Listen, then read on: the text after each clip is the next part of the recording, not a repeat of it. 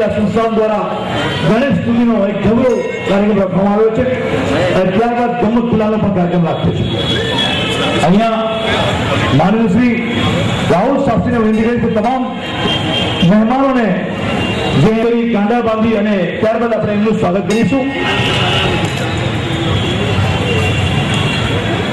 હું જિલ્લા પ્રમુખ શ્રી સંજયભાઈ પંડિતે વિનંતી કરીશ શ્રી પ્રદીપ સ્વામીજીનું મુખેથી અભિવાદન કરશે.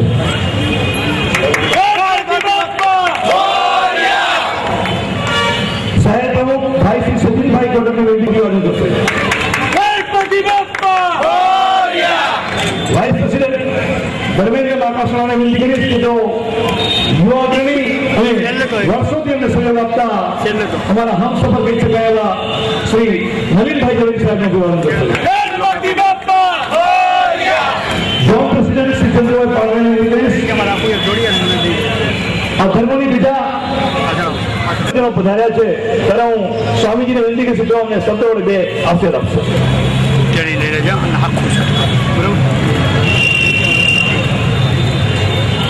શુભ અને મંગલકારી દિવસ છે. સર્વે યુવા મિત્રો ભેગા મળી જુનીભાઈની સાથે ભગવતીના શ્રી ચરણોમાં ગુરુજનોના શ્રી ચરણોમાં પ્રાર્થના કરીએ કે જેવી રીતે શિવાજી મહારાજે એક અદભુત ગુરુભક્તિનું દર્શન કરાવ્યું, ગુરુ રામદાસજીની ગુરુભક્તિ અદા કરી અને સાચામાં ગુરુભક્ત બન્યા, એવી રીતે આપણે સૌ પણ ગુરુભક્તિ અને પ્રભુભક્તિ અદા કરીને આપણા જીવનને સર્વાંગી તને મને ધને અને આત્માઈ કરીને સુખી કરીએ. પ્રભુજીના આશીર્વાદ, ગુરુજનોના આશીર્વાદથી આપણી જીવનની ધનખેમ આ સંસારને આપણે પાર ઉતારીએ. આપણા જીવનમાં આત્મીયતા, સત્સંગ અને સેવા ભક્તની ગંગોત્રી નિરંતર વહેવા મહોત્સવ રાજકોટવાસી હોય અને ભારત વર્ષની સૌથી મોટામાં મોટી રથયાત્રા જન્માષ્ટમી નિમિત્તની આપણે રાજકોટમાંથી કાઢીએ છીએ અને હિન્દુ સંસ્કૃતિને જ્વલંત રાખીએ છીએ. ત્યાર પછીનો ઉત્સવ એટલે ગણેશ ચતુર્થીનો ઉત્સવ જન્માષ્ટમી 2 દિવસ કે 3 દિવસ ઉજવીએ છીએ. ધામધૂમપૂર્વક ઉજવતા રહ્યા છીએ અને હિન્દુ ધર્મને જાગૃત રાખવા માટેનો, હિન્દુ ધર્મને જાગૃતિ અર્થે આવા ઉત્સવો દ્વારા લોકોને હિન્દુ ધર્મના જ્ઞાનનો લાભ મળે, હિન્દુ સંસ્કૃતિ જ્વલંત ઉભી રહે. ખરેખર વિશ્વની અંદર હિન્દુ સંસ્કૃતિ એટલે અજોડ સંસ્કૃતિ છે અને હિન્દુઓની અંદર માત્ર વિશ્વની અંદર તમે તપાસ કરશો તો 3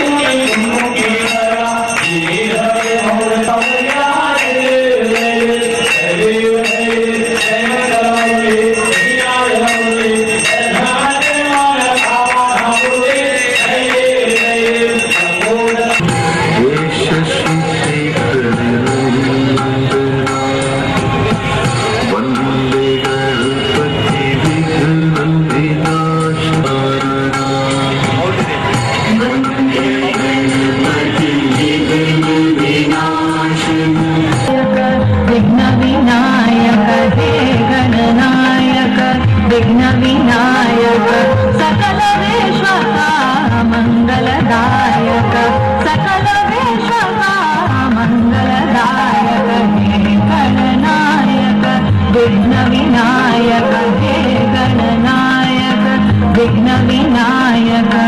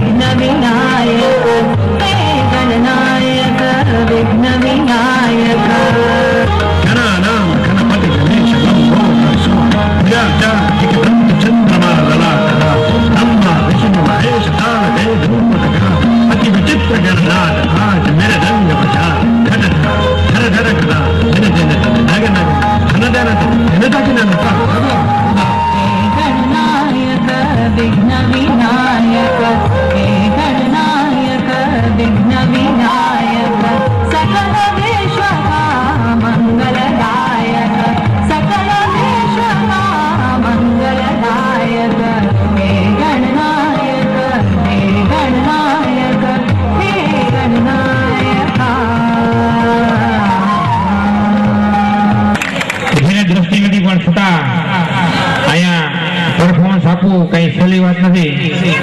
હવે બહેનો આવો શ્રી વલ્લભ કરતાલ રાસ લઈને